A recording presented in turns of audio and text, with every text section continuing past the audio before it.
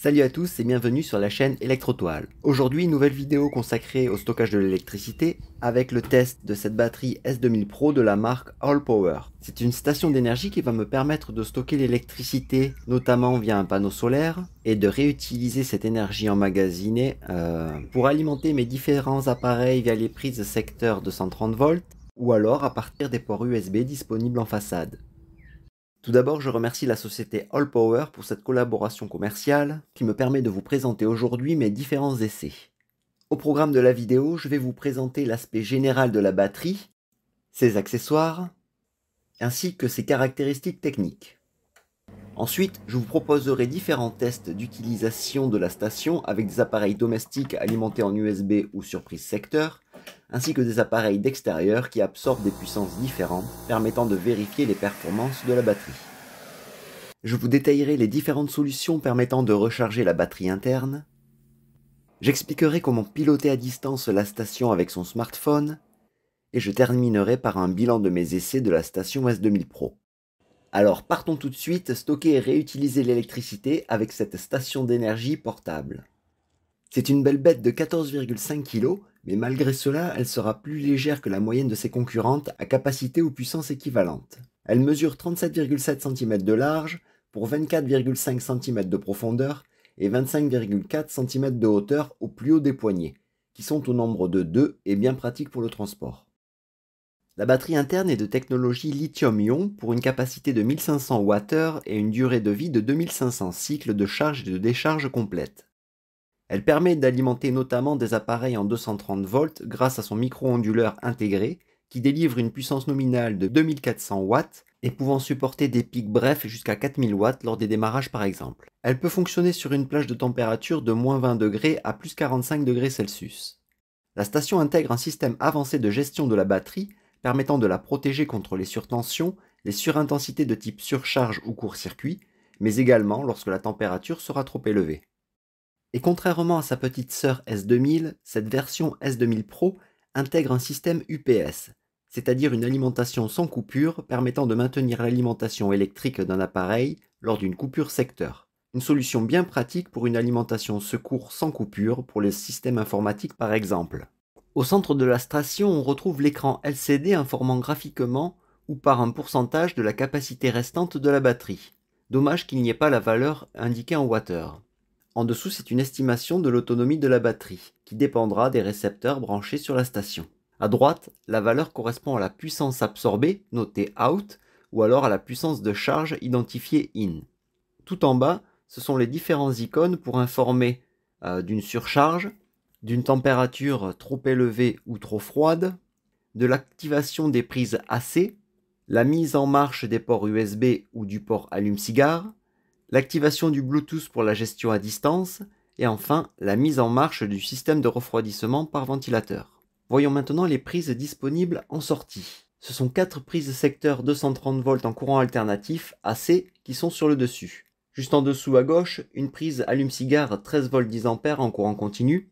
Encore en dessous, 6 ports USB dont 2 USB-C d'une puissance maximum de 100 watts. Et enfin sur la droite, une prise pour camping-car identifiée XD010 mais dont le format m'est inconnu. Sur les 4 cages des prises de courant de la station est indiqué en allemand onde pure sinus. Donc ce que je vous propose de voir, c'est bien de comparer la forme du signal en sortie des prises de la station avec le signal qui est délivré par Enedis sur une prise de courant murale, donc qui est sur mon réseau électrique. Pour cela, je vais brancher l'oscilloscope et la sonde différentielle de l'oscilloscope sur la station d'énergie, donc sur une des prises de courant. J'active la sortie AC et on va regarder ce qu'il y a réellement, graphiquement, en sortie de cette prise de courant.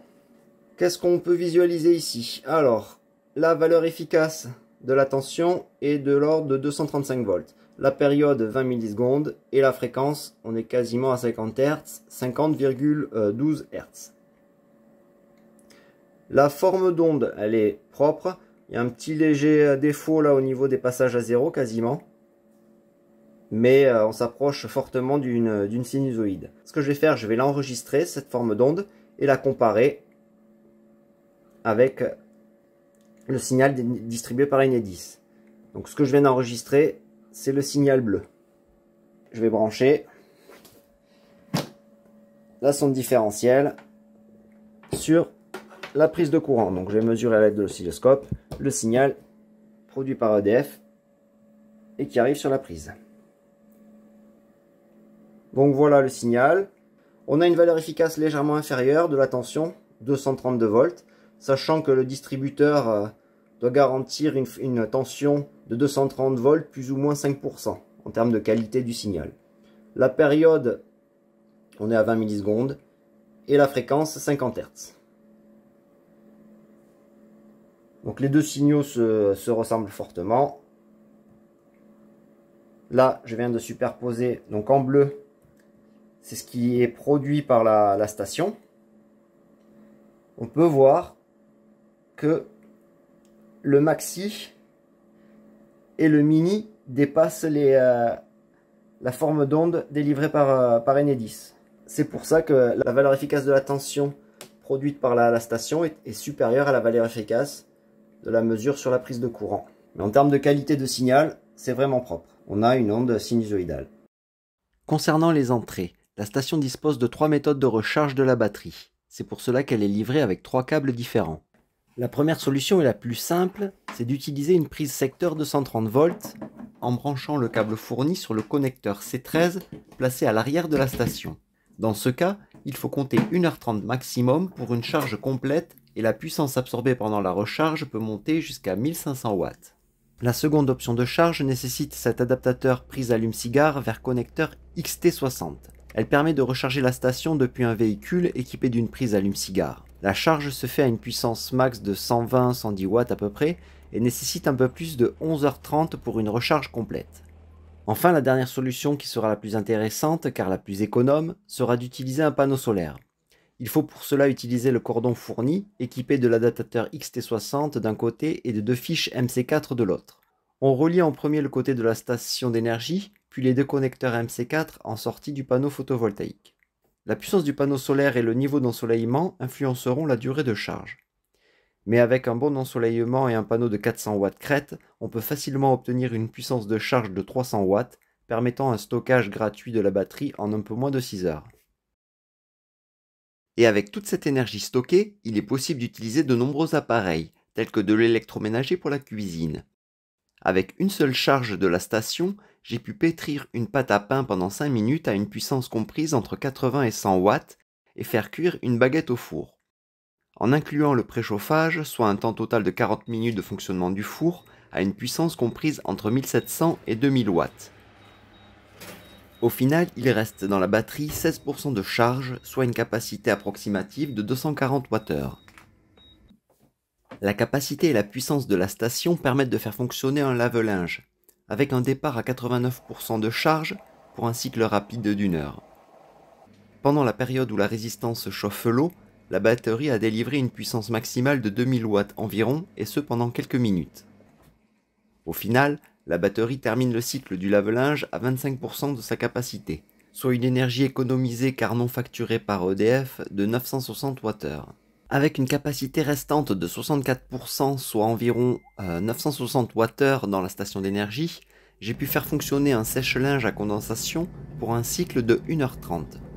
À la fin, il ne reste plus que 7% de charge, environ 105 Wh, soit l'équivalent d'une énergie de 855 Wh délivrée par la batterie pour le séchage du linge.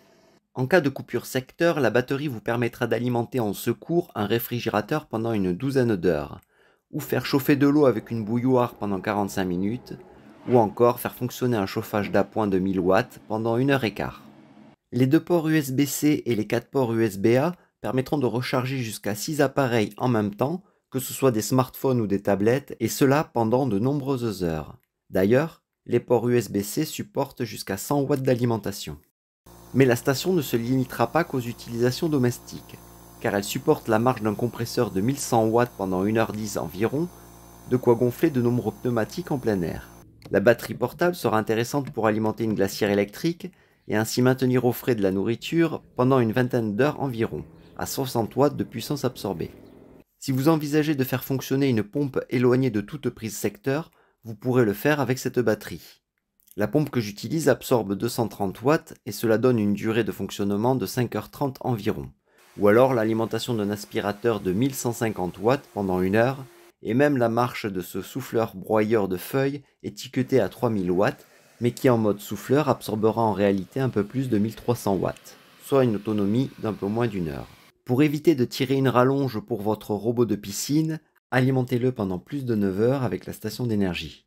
Le petit plus est qu'elle accepte la commande à distance sur smartphone avec l'application AllPower via le protocole radio Bluetooth. Nul besoin d'une connexion internet ou du réseau Wi-Fi, un simple appairage direct entre le téléphone et la batterie sera nécessaire.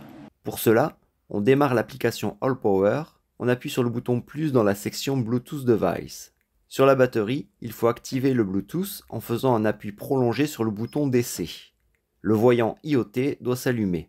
Et sur le téléphone, on active également le Bluetooth et la géolocalisation. Enfin, on appuie sur le bouton Next Step, cela lance la recherche de la batterie. Il faut veiller à autoriser les demandes de l'application. Et après quelques secondes, la station apparaît à l'écran. On a ainsi un monitoring de la batterie nous donnant sa capacité restante, affichant les différentes puissances en entrée ou en sortie, et permettant de commander à distance les différentes sorties AC ou DC disponibles. Côté bilan de mes essais de la station S2000 Pro, je trouve pratique qu'elle dispose de 4 prises secteur, cela permettant d'alimenter plusieurs appareils en même temps tout en respectant la puissance limite. D'ailleurs, cette puissance limitée à 2400 watts en fera une alternative intéressante au groupe électrogène. Certes, elle sera plus onéreuse, mais vous profiterez d'une solution supportant la recharge solaire et donc une énergie gratuite pendant 2500 cycles, avec 5 ans de garantie. Par contre, il est dommage que toutes les prises secteur soient au format Schuko, de type F, cela empêchant l'utilisation d'une fiche secteur de type E française à cause des 2 languettes verticales assurant la continuité de la Terre. Pour clore ce bilan, voici à titre de comparaison ce tableau regroupant différentes marques de stations d'énergie à capacité ou puissance équivalente. Et à titre d'information, sachez qu'en ce moment la S2000 Pro est vendue à 999 €, ce qui revient à 66 centimes du wattheure. Voilà, j'espère que la vidéo vous sera utile. Pour celles et ceux qui ne le sauraient pas, pensez à vous abonner à la chaîne Electrotoile et n'hésitez pas à mettre un petit pouce vers le haut pour me soutenir. Je vous en remercie par avance. Et je vous dis à bientôt pour une prochaine vidéo.